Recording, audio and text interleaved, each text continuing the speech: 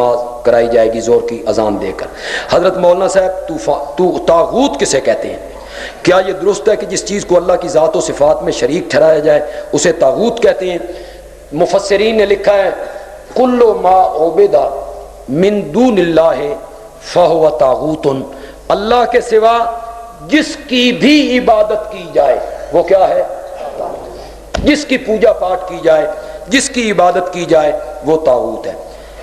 مولانا صاحب قرآن کی ایک آیت پیش کر رہا ہوں، انک میت و انہم میتون۔ اس آیت کا ترجمہ جو لوگ یہ کرتے ہیں کہ اس آیت میں اللہ نے نبیوں کی موت اور عام لوگوں کی موت میں فرق بیان کیا ہے، اس لیے نبی قبر میں زندہ ہیں، اس کی وضاحت فرمائیں۔ اگر انہوں نے غلطی کی ہے تو ہم ان علماء سے تو علم میں کم ہیں، ہم سے بھی غلطی ہو سکتی ہے۔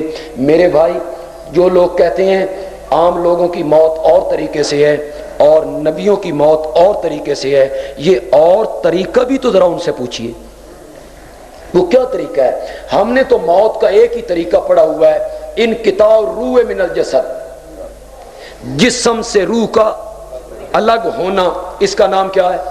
موت ہے۔ جسم کا روح سے الگ ہونا۔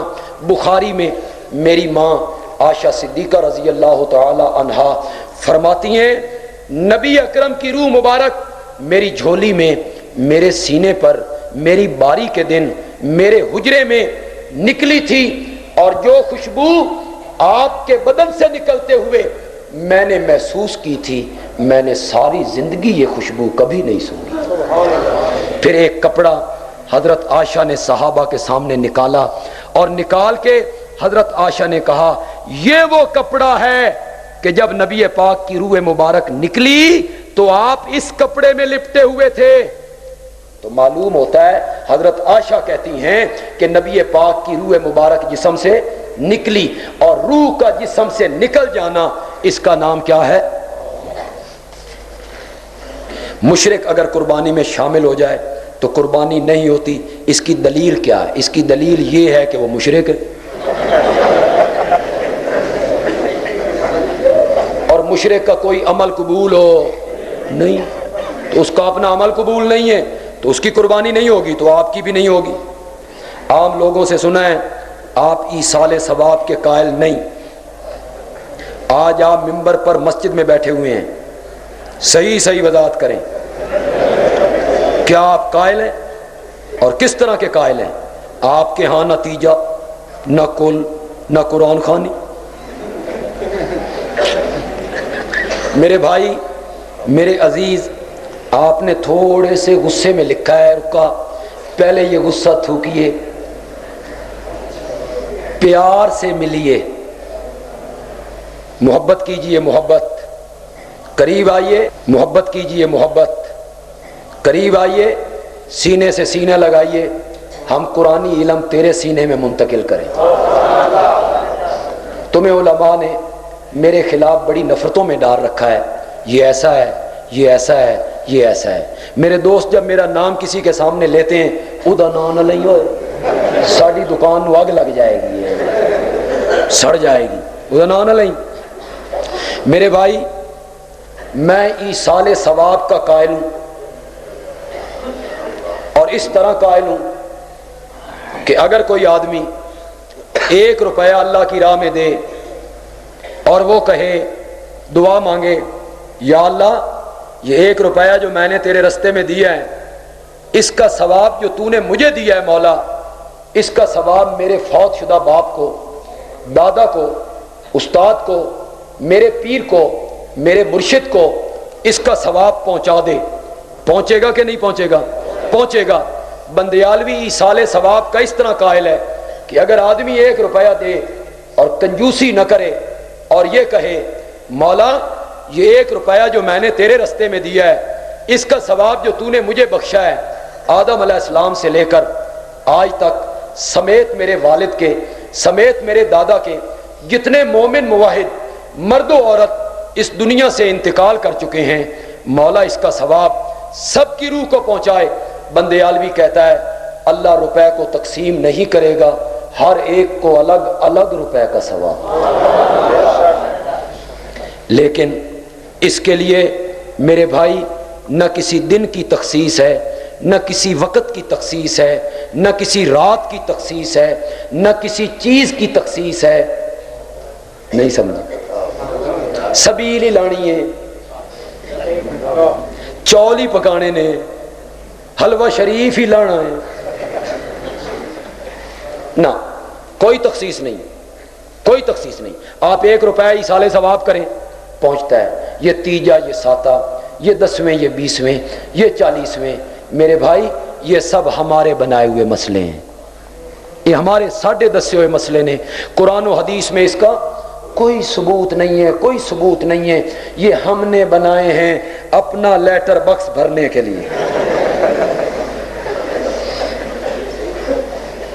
پہلے زمانے میں یار ہم چھوٹے چھوٹے ہوتے تھے، بہت لیٹر باکس ہوا کرتے تھے. ہر چوک ایک لیٹر باکس، 18.5 بلاک دے چوک بھی لگا ہوندا سی. لیٹر باکس کا ایک کمال ہے، جیڑی شے سٹ دو،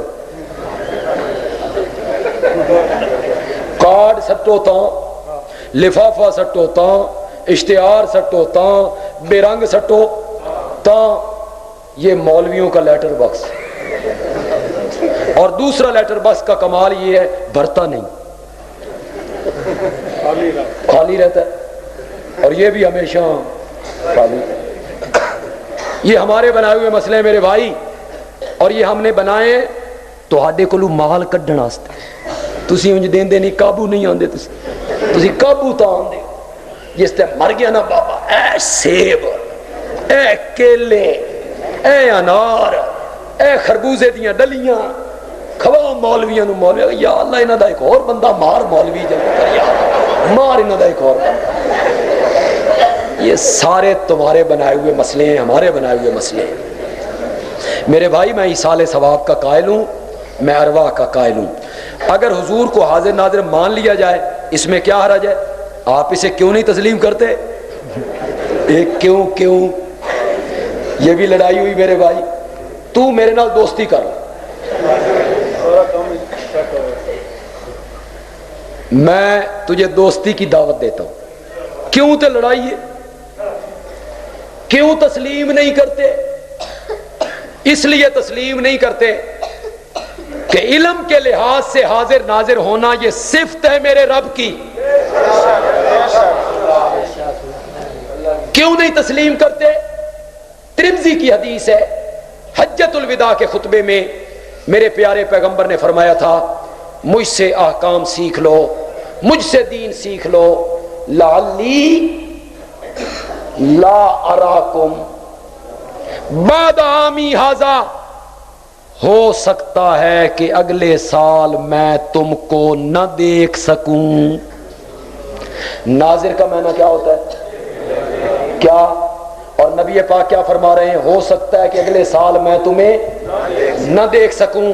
اور تیسری دلیل میری یہ ہے، اگر دوسرے طبقے کا کوئی یہاں بندہ، بچہ، نوجوان بیٹھا ہوا ہے، بڈھیاں کو نہیں مننا، وہ پکے نے، وڑ گئی انہوں دے اندر شرکا، نوجوان مان جاتے ہیں. نوجوان کوئی بیٹھا ہوا ہے، اس کے دل کو میری بات لگے گی انشاءاللہ. ان کی کتابوں میں یہ بات لکھی ہوئی ہے، نبی پاک کے زمانے میں جو جنگیں ہوئی ہیں ان کے 2 نام ہیں. کتابوں میں کتنے نام ہیں؟ 2 نام ہیں. ایک جنگ کہتے ہیں غزوہ،